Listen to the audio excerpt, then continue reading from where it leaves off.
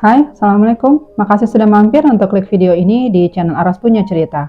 Ada cerita seru apa hari ini? Ada cerita seru yang harusnya dibawa sepulang sekolah oleh anak-anak di sebuah SD di California. Tapi gimana jadinya kalau hari itu menjadi hari yang horor dan menakutkan yang justru menimbulkan traumatik di hati para korbannya?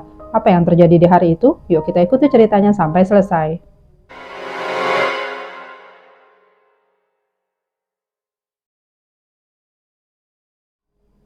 Hari masuk kembali ke sekolah biasanya menjadi hari yang menyenangkan. Setelah liburan panjang, akan ada banyak cerita yang bisa dibagi sama teman sebaya. Begitupun juga hari-hari pertama masuk sekolah kembali.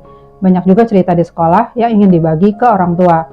Begitupun dengan anak-anak ini, sepulang sekolah menjadi saat yang menyenangkan. Seperti biasa dijemput pakai bis sekolah yang saat itu disupiri oleh Edward Ray. Saat itu dia berumur 52 tahun. Waktu menunjukkan pukul 4 sore dan seperti biasa bis berjalan. Setelah bis berjalan beberapa waktu, bis ini belok ke sebuah jalan sempit. Dan tiba-tiba di tengah jalan itu ada sebuah mobil van terparkir melintang. Jadi kayak lagi mogok gitu. Kapnya kebuka dan kayak ada orang yang lagi benerin. Ya otomatis bisnya berhenti karena terhalang. Dan ada rasa nih si Edward Ray ini supirnya untuk bantu si mobil van itu biar cepat jalan lagi. Jadi dia bisnya juga bisa melanjutkan perjalanan mengantar anak-anak pulang. Tapi baru aja bis berhenti, tiba-tiba naik 3 orang bersenjata laras ganda dan memakai topeng yang langsung menakut-takuti anak-anak dan seketika keriuhan terjadi. Karena yang namanya anak-anak kecil yaitu anak-anak SD yang usianya baru sekitar 5-14 tahun, melihat orang asing bertopeng, pakai senjata, ya pasti panik lah. Jerit-jerit, nangis langsung, ketakutan. Apalagi satu orang di antara murid-murid itu, Larry Park, itu anak laki-laki, saat itu dia berumur 5 tahun, dia menceritakan senjata laras ganda itu ditodongkan ke wajahnya. Jadi dia merasa, oh ini beneran ya gitu, ini real terjadi, ini kenyataan. Padahal sebelumnya tuh dia merasa, ini kerjaan orang tua kah, ini prank orang tua kah, kejutan kah. Tapi ketika senjata itu benar-benar ditodongkan ke wajahnya, ya dia merasa, oh ini beneran. Si 3 orang bersenjata ini menyuruh supir bis atau Ray untuk pindah ke bagian belakang dan mereka mengambil alih kemudi.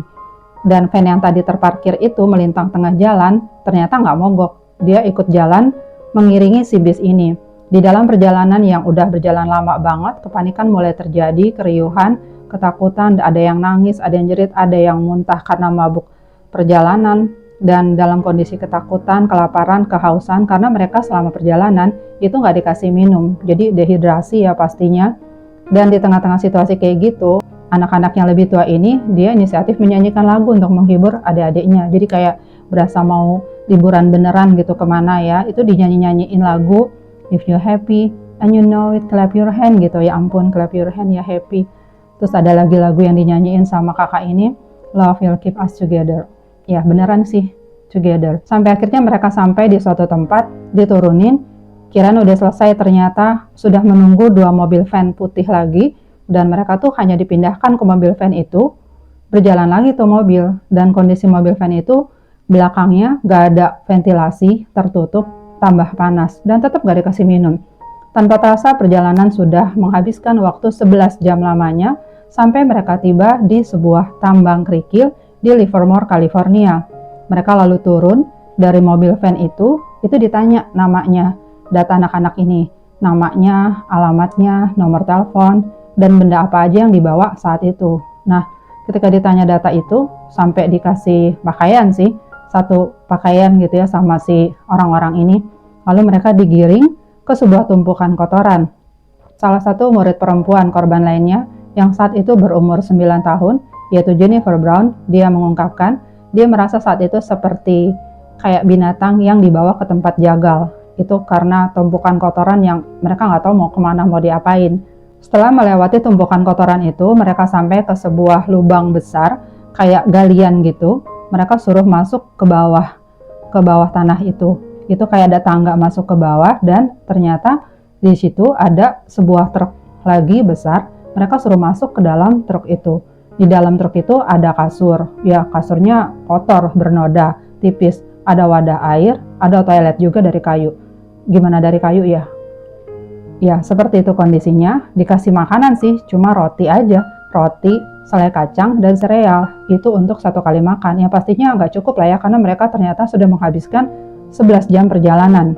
Dan itu Posisinya pukul 3 dini hari, karena dari tadi yang mereka jam 4 sore ketemu yang van di tengah jalan itu ya. Lalu truknya ditutup, gelap gulita, panas, walaupun ada lubang pembuangan keluar, tapi nggak cukup untuk udara masuk. Dan itu kondisinya panas, sempit, dan anak-anak tambah panik, mulai muntah-muntah lagi, belum yang kebelet pipis, udah campur aduk di situ kondisinya.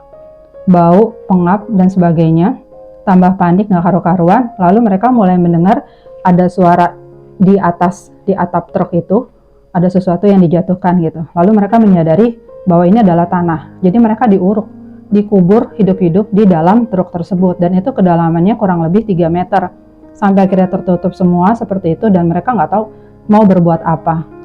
Dalam kondisi yang serba tertekan kayak gitu, anak laki-laki yang paling tua, Michael Marshall, saat itu dia berumur 14 tahun, mengumumkan pada semua bahwa dia bilang kalau aku tidak akan mati sebelum aku memberikan perlawanan.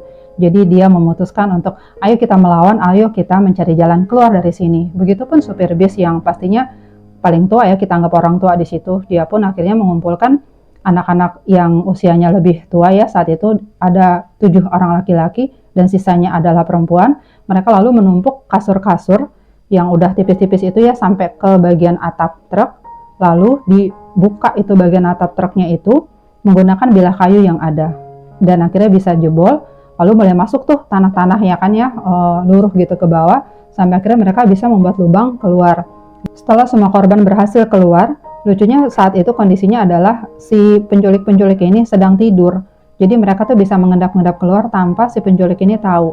Mereka terus berjalan menjauhi tambang tersebut sampai ketemu sama petugas keamanan yang akhirnya mempertemukan mereka sama polisi, karena anak-anak ini bilang kalau mereka adalah anak-anak SD Dairyland yang kemarin harinya tuh diculik.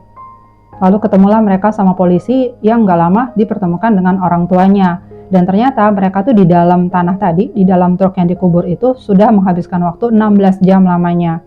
Polisi segera datang ke tambang tersebut dan melakukan penggalian. Lalu diangkatlah truk itu, dicari tahu ini truk atas nama siapa, terdaftar atas nama siapa, milik siapa. Ternyata truk ini terdaftar atas nama anak pemilik tambang. Kok ya bisa ya anak pemilik tambangnya ikut-ikutan? Dia bernama Frederick Wood. Nah, saksi korban, si supir bis ini, yang pastinya dia paling dewasa, paling tua saat itu nggak bisa dimintain keterangan, karena ternyata dia berada dalam kondisi shock berat, dia trauma sampai dia tuh lupa semua detil penculikan, dia tuh nggak inget apa-apa. Lalu polisi mendatangkan hipnoterapis, lalu dia tuh dibikin kayak terhipnotis gitu dalam kondisi rileks, bisa ditanya ini akhirnya, dia bisa mengingat kembali salah satu nomor plat mobil van yang menculik mereka. Dari situ polisi bisa melakukan pengejaran dan bisa ketangkeplah itu penculik dalam waktu 2 minggu. Dan ternyata penculik-penculik itu sudah merencanakan penculikan lebih dari 18 bulan lamanya. Mereka tuh ternyata terinspirasi dari sebuah film Dirty Harry, yang di situ ada sebuah tokoh yang namanya Scorpio menculik anak-anak sepulang sekolah dalam satu bis untuk meminta tebusan. Dan ternyata memang mereka nih rencana memang meminta tebusan juga. Jadi satu anak itu dihargai 5 juta dolar atau sekitar 130 juta dolar ya untuk 26 anak. Korban lainnya, Larry Park, yang saat ini berumur 52 tahun, ternyata dia sangat traumatis dengan kejadian itu. Ingatannya tuh kayak fotografi, jadi dia bilang tidak ada detail penculikan yang dia tidak ingat, dan dia sangat tersiksa dengan ingatan tersebut, pengen dilupain tapi nggak bisa. Akhirnya dia melarikan diri ke obat-obatan. Sangat disayangkan sih ya, tapi itu dia sampai kecanduan 20 tahun lamanya untuk menghilangkan trauma itu, sampai dia punya gangguan tidur yang dia tuh takut akan kegelapan, karena saat itu dia merasa kegelapan itu begitu menakutkan ya, dalam situasi yang kelaparan, kehausan, bau pipis, muntah, dan segala macam, pengap, panas. Jadi dia takut banget berada dalam kegelapan, bahkan ketika tidur itu lampunya nyala terus.